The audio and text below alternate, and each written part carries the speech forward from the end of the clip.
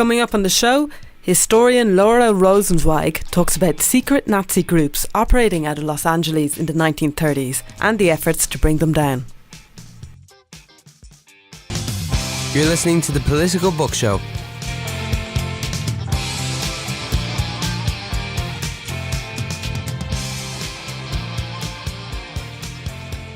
I'm joined by the author Laura Rosenzweig, who's the author of Hollywood Spies, the undercover surveillance of Nazis in Los Angeles. Thanks for joining me, Laura. Oh, it's my pleasure. Thanks, Kim, for having me. Okay, so tell us a little bit about, obviously this is set in the run-up to World War II, so can you tell us just briefly what the book's about? Sure. So in the 1930s, the Jewish executives of the motion picture industry in Los Angeles secretly paid private investigators to maintain surveillance over Nazi groups that were operating in the city, and behind the scenes channeled that information to local and federal authorities, who then used that information later in the decade, not immediately, to expose the Nazi threat in the United States and to, in some cases, to make prosecutions and even to deport people during the war. So that's what it's about. And so, you know, a big, one of these groups is a group called Friends of the New Germany. So, you know, who were they and why did they think Americans, you know, could be sold on Nazism? Sure. So the Friends of the New Germany, many listeners will know by a different name. So let me just say that. The Friends of the New Germany is the early name of the group that becomes the German-American Bund in the United States. And the Bund becomes very prominent in 1935 and until 1941. So let's just clarify that. The Friends of the New Germany were a group that was politically positioned to try to provide or try to promote goodwill feelings within the United States towards the New Germany after the ascent of the Nazi Party in the United States. And so that was its public call and mission. Privately, however, many of them were members of the Nazi Party. They were German nationals, expatriates who were in the United States waiting to return to Germany after having been here in the United States since, in the 20s. And they were secretly hoping and waiting for the Nazi revolution to come to America. And they were going to help facilitate that. And Go ahead. Sorry, were they being funded by the Nazi regime in Germany? Were they getting any assistance? That's a very interesting question because officially, several times during the course of the 1930s, the Friends of the New Germany, who soon became the German-American Bund, made headlines, made such negative headlines in the United States and created such anxiety amongst the State Department that there were Nazis in America working with the German government, that the German Foreign Ministry, several times during the decade actually disavowed the group and denied that Nazism was for export and tried to distance itself from that group. But behind the scenes, there's evidence that the consulates in the United States were at least supporting and encouraging the Bund in its activities, and in some cases may have given them some funds. But really, this was a membership organization, and so the leaders of this group it was a national organization with headquarters in 3 different cities. The East Coast headquarters were New York, the Midwest was Chicago, and the far west was Los Angeles. Each was responsible for recruiting members and then securing membership dues and donations and funds locally within their regions. So that's how they were funded. And what sort of people would join this organization? Yeah. It's very interesting. They promoted themselves as being much larger than ultimately we think they were, but they largely were comprised of German nationals who had come to the United States probably in the 20s in the wake of World War I, where times were so hard in Germany. Sure. Many of those folks thought they were just going to stay in the United States for a short period of time and then staying longer. But the Bund leaders really wanted to recruit German Americans, people who had been born here and of German heritage, to join the group because they believed ultimately that blood was thicker than political allegiance, if you will, or patriotism, and that those German nationals could be a force that would be able to create a viable political revolution for Germany in the United States. But they were never successful with German Americans. The German Americans they were just never that successful with them. One German American they targeted unsuccessfully was John Schmidt. So yes. Who is he? Yeah, so John Schmidt, one of my early heroes in this research. John Schmidt was a U.S. veteran of World War I, but he had been born in Germany. He was probably about 60 years old. In the 1930s, he had been, is that right? Did I do the math right? Yep. Maybe 55 in the 30s. He had been a World War I veteran in the United States Army, but he had been born in Germany and migrated here in 1900 and then enlisted in the U.S. Army in 1908. So he had been sort of career, if you will, U.S. Army. And he, in the early 1930s, the Depression finds John Schmidt very, very destitute. He had suffered in World War I what we would probably consider today to be PTSD. So he had been in and out of veterans hospitals. He was not a well man, but he was very active in the American Legion. And in 1933, when the Friends of the New Germany forms in Los Angeles, he's exactly the right recruit that they want. He's a German-American naturalized citizen, having been born in Germany, and had been a veteran of World War I. And so as a result of that, they saw him as the primary target to helping to recruit more broadly within the American Legion and other veterans organizations in Los Angeles, because veterans were a primary target for their recruits. And of course, in your book, you detail, how he tried to infiltrate the group and, make contacts. So, did he have much support from the official American government? The LA Police Department. What was his experience with that? Sure. So, John Schmidt really takes it upon himself in the summer of 1933 as a member of the American Legion and a patriotic American who understands a little bit about German culture and about Nazism, what's going on. He takes it upon himself to go down and check out this group, these individuals who are Germans who are having these political rallies, and they've opened up a new bookstore in Los Angeles called the Aryan Bookshop, and they're inviting him to their meetings. He takes it upon himself to go and check this organization out, and it doesn't take him very long, 2 weeks of sort of visiting and sidling up to the leaders to discover that this group actually has a private mission to really incite Nazi revolution in the United States. They weren't very suspicious then. It kind of struck me that they weren't very suspicious, and at one point they boast about how they've no spies in their group, but it seems to have been infiltrated from the very beginning. Yeah. Exactly so, and so he brings along. When he figures out, he's sort of stunned with what he trips over, really, in terms of this, sort of nefarious political intentions. He brings several more of his veteran buddies from the American Legion down to the headquarters for the Friends of the New Germany, and they start hanging out and posing as Nazi sympathizers. And within a month, they've been initiated as lieutenants and leaders into the inner circle, and they become privy to lots of subversive kind of discussions and activities.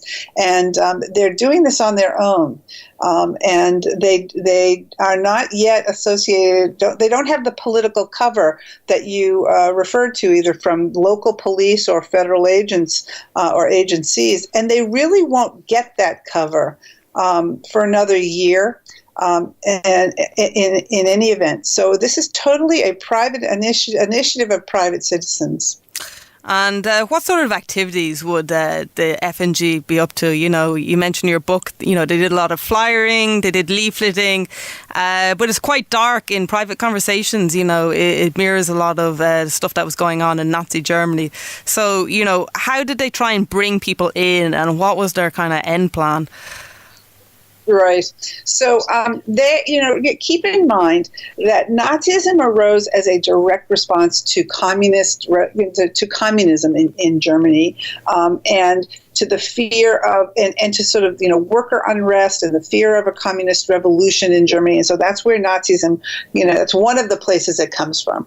So in the United States and here and in Los Angeles, that's the lever or the button that they're pushing. They are trying to create camaraderie and a synergy amongst Americans for an allegiance with Nazis to keep communists out and to defend the United States from radicals. And that in the 1930s was very thinly veiled language that was associated with being anti-Semitic, because in the 1930s, people who were staunchly anti-communist saw communists as, you know, saw that a lot of communists were Jews, and so that language in the United States is really understood in many corners to be anti-Semitic, and so that's the political lever that they're relying on in terms of recruiting veterans and veterans in particular, and more broadly others.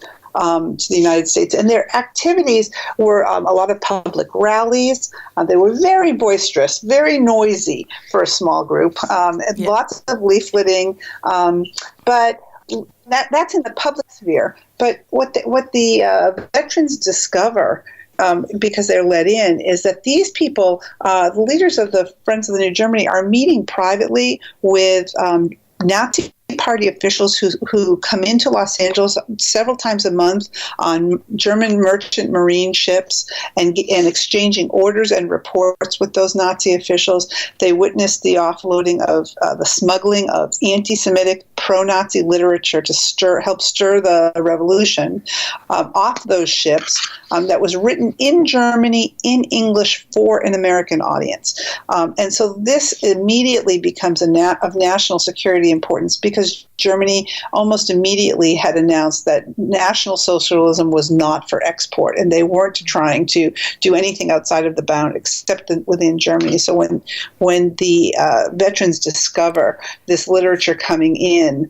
written for an American audience, they understand that there's some duplicity going on here. And then other activities like the training of a private militia, sort of all of the brown shirts in Germany, the recruitment and training of a private militia in street fighting tactics and in target practice in the hills above Los Angeles. Yeah. So all of these are like some of the activities that they witnessed. How did Hollywood end up getting involved, and the movie studios? Yeah, absolutely. So the leader of this group, the Schmidt brings several of his colleagues to become active informants by calling on and becoming daily visitors to the Friends of the New Germany headquarters. But the man sort of leading the charge from behind the scenes was an attorney whose name was Leon Lewis. Lewis, too, had been a World War I veteran and was a member of the Legion and other veterans groups. And Lewis works behind the scenes to collect the daily... He sets up the infrastructure. So he has them start to submit daily written reports, and he collects all that information. Lewis himself was Jewish. He had come to Los Angeles, knew from Chicago in 1930. And when Lewis begins to see what's going on here, he tries to rally the leaders of the Jewish community in Los Angeles to help fund the ongoing investigation, and eventually finds himself associating or being introduced to the moguls, the wealthiest Jews in America, perhaps most visible in the 1930s. And he's the one who brings these two unlikely pieces, segments of the Los Angeles community together. It's veterans and it's and some of the Jewish leaders of the community, and that's how the moguls become involved in this when they understand what's going on. And why did the the studio moguls have that response? You know, had they faced organised anti-Semitism previously? Was there other campaigns going on at the same time against the movie industry? Oh, yes, definitely so. So keep in mind that that rhetoric and that discourse around communism and radicals that the Friends of New Germany and other pro-Nazi groups were advancing was really very thinly veiled and understood to be anti-Semitic, and in many instances just blatantly anti-Semitic. And the movie industry had always been in the crosshairs of sort of anti-Semitism in the United States for the previous 20 years, because there were both Protestant and Catholic groups were concerned that such a powerful medium had fallen into the hands, or had actually been invented by these foreigners, these Eastern Europeans, who seemed to be putting topics and themes on the screen that were dangerous to American morals as those groups saw them. So the fact that the motion picture industry had been invented by and controlled by Eastern European Jews had sort of been a thorn in the sides of many Americans, so that by the time the 1933 rolls around, Nazi propaganda and Nazi groups like the Friends of the New Germany saw Los Angeles and Hollywood as a primary target, ripe for exploiting in terms of gaining a following for themselves. And what was that like, initially? Because I wonder, I always picture Hollywood as being, quite competitive with each other. Did they happily unite and say, listen, this is a cause greater than ourselves, or was there kind of friction amongst all the people who are chipping in money? That's so interesting that you say that, because like any group, it's so easy to generalize. So we have to should be careful in terms of these nuances. So it does work out that the Jewish community of Los Angeles had been sort of, siloed and separated into subgroups anyway prior to this time period. And the Eastern European Jews who were newcomers to Los Angeles did not mix well with a more established Jewish community that was already there, and people who had been born in the United States. So the Nazi threat brought them together in 1933 and 34. That's number one. And then to your point about the Jewish community within Hollywood, the producers, the directors, the actors, there were segments, segments in that group as well. There were folks who were far more to the left and who were members of the Communist Party or had left leanings in that capacity. And so many people have heard of the Hollywood Anti-Nazi League. That's a segment of the Hollywood political community. That's not this segment that this book is about. This book is dealing a little bit more with a different group who wanted to do things, who weren't pro-communist, who are staunchly American, wanted to be seen desperately as just Americans. They didn't want to be particularized. And so this group, who forms the Los Angeles Jewish Community Committee, are striving to be seen as Americans. They're not left-leaning at all, and they really are trying to defend democracy from this fascist threat. And what about the American public at large? Did they see it as a fascist threat? Were they, obviously they knew Nazi Germany, but were they as alarmed as, Nazism following the war? People fully realised the horrors of it, but, were they as alarmed at that period in time? This is such an important question to ask, and an important question to understand, because in 1933, 34, 35, the Depression is on. Most Americans are very distracted by their own personal struggles and the financial struggles and challenges that the Depression was having on them, on each one personally. And yet, and more broadly, thinking about the world at large, not many Americans, the jury was still out in the early 30s about Hitler and the Nazis. Yes, the press had the press was definitely covering the extremist activities that were going on in Germany and that were sort of seemingly being replicated in different cities in the United States. But they sensationalized it to a bit and positioned those or portrayed those actors, those people, as sort of thugs, barroom brawlers, prone to violence, sort of from the lowest, lowest strata of society. And I think to a certain extent that did an injustice to the political understanding because I think people may have dismissed the threat a little bit. That's number one. Number two, whatever the threat was was evolving. So it wasn't until 1935 or 36 that American attitudes start to shift. And they shift as Germany becomes more bellicose and expansionist and aggressive in Europe at large. And so that, I think, is how American attitudes begin to shift when they begin to see what is going on in Germany and they see then in Europe. And then they see or associate some of the news that they're in their own cities, and they begin to understand that this Nazi group is not such a comic book villain, if you will, not so cartoonish. So it's an evolution of awareness. It's a slow awakening over time, generally. But certainly there are specific groups who are very concerned, but they are still in the minority until the greater public becomes more concerned as the decade wears on. You talk a little bit about how the topic made it into filmmaking, and so could you maybe talk about some of the films that were made around that time about it?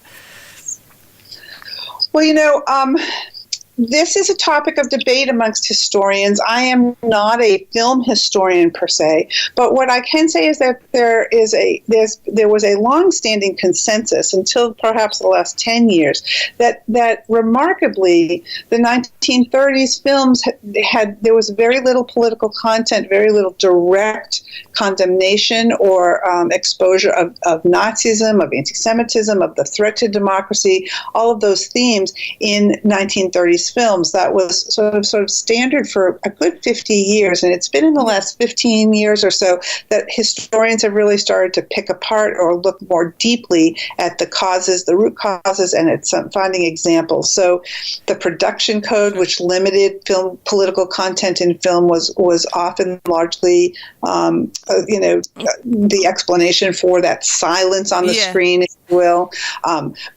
Germany, in particular, was the number one market for a foreign market for American films, and so some historians have talked about the fact that the films were silent, if you will, or didn't take this issue on because of business reasons, that the studios were fearful that they'd lose market share. And certainly there were censorship issues all over, both internally in the United States and internationally around these things. So that sort of collection of explanations is, what has, been prevalent. And in more recent years, though, there are historians who have, gone and looked at films that didn't necessarily, call it, take it on directly, but definitely, condemned, anti-democratic movements. But the first film to really directly call it Nazism and take it on was Confessions of a Nazi Spy, which was put out in 1939.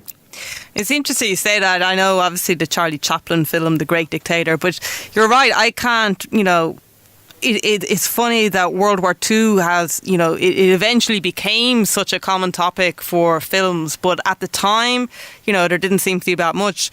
Whereas, in Britain, they had Pathé news bulletins, they were fully on board about, showing Nazi Germany and whether you call it propaganda or whatever, but, there didn't seem to be an equivalent, but nevertheless, there were some senators, who thought Hollywood was producing war propaganda. So can you tell us a little bit about that?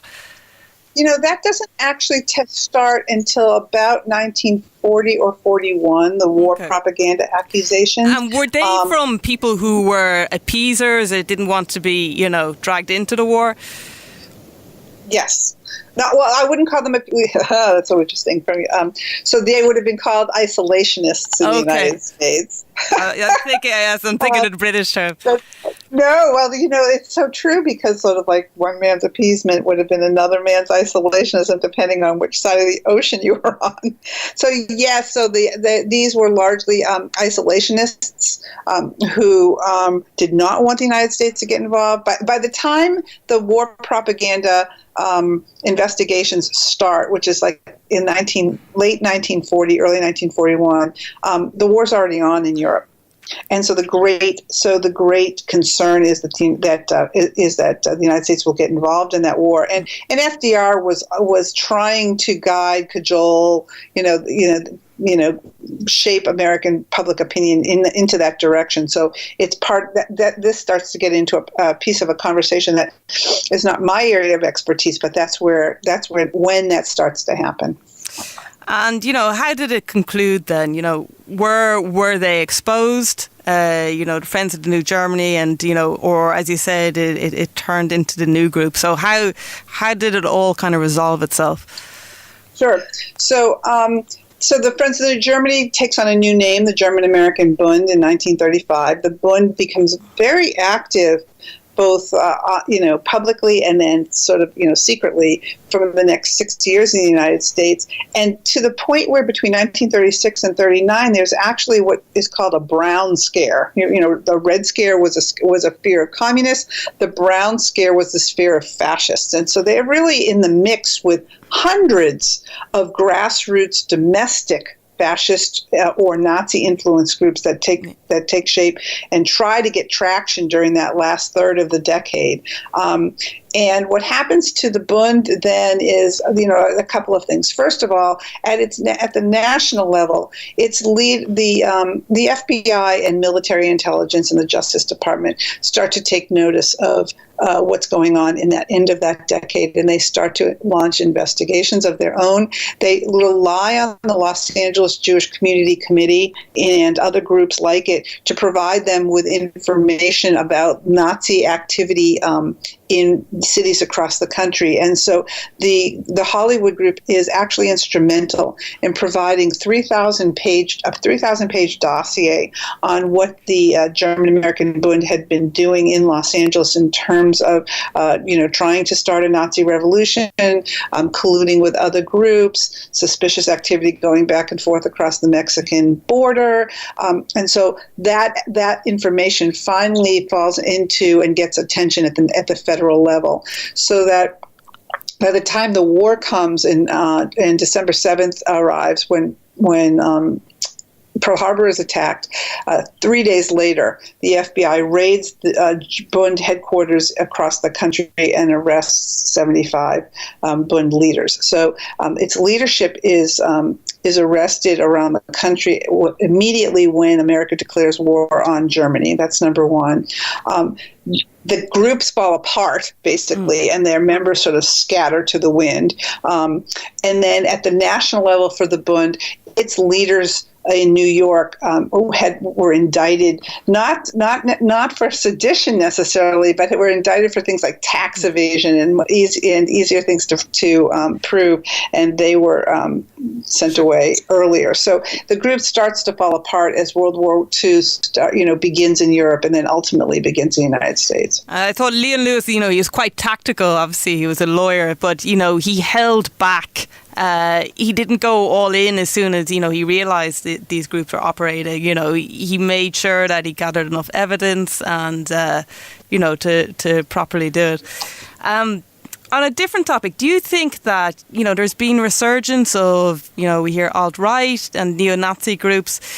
Do you think that's a continuation of like a seed that was planted back then, or do you think that's like an entirely different phenomenon? You would have to say that there's some sort of continuum here. I haven't studied sort of how it moved forward after World War II, but clearly they weren't neo in 1930. Sure, first time around. But I'll tell you that this there's sort of the strong, there's the fascist aspect, and that word also is problematic because it means so many different things to different people. But if we talk about that, if we talk about sort of a strong central authority with a strong, with a charismatic leader, for example, we talk about a movement that is very nationalistic, if not nativistic. Those themes have been in U.S. history for 200 years. And they rise and fall with periods of insecurity and internal insecurity. And so insofar as we may be in a period where there are groups of people who are feeling sort of economically or socially, like insecure or unstable, this is yet another period, a nativist period in U.S. history that we've seen in other times past. And so it is part of the American fabric. It's part of, and insofar as it embraces a sort of a Nazi ideology and a racist ideology, that's comes from the 20th century. And I know this is not specifically your area. I suppose it's more to do with security and whatever. But do you think countries, do you think they still set up propaganda front groups in foreign countries? I think, I think there are always groups who are, let's put it this way, there are people who are so passionate in their political beliefs and or who are so hungry for power, one of the two or both, that they have worldviews that they are passionate about putting out, and publicizing in as many ways as they can. And so, whether it's an organized propaganda campaign like Berlin initiated in the 1930s, because the United States was not the only target for this clandestine propaganda war that was going on. That's what Berlin was doing internationally. They were exporting National Socialism to every country around the world. And in Europe, there were small right-wing groups that were receptive to that as well. So I think that in terms of organized propaganda, organized advocacy of a particular worldview, I think that it's so easy now to do that through the way we're connected digitally. That of course there are people and groups that are trying to promote their ideology and trying to win recruits and followers like that. Listen, thank you for joining me again. The book is Hollywood Spies: Undercover Surveillance of Nazis in Los Angeles.